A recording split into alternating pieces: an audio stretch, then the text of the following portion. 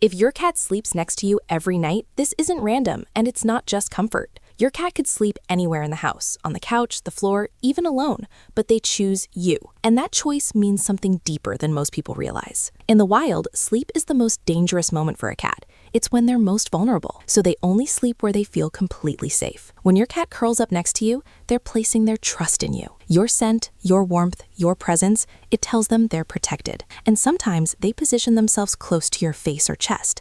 That's not random either. It's the closest place to your heartbeat, the same comfort they felt as kittens. So the next time your cat sleeps beside you, remember, they didn't choose that spot by accident. They chose you.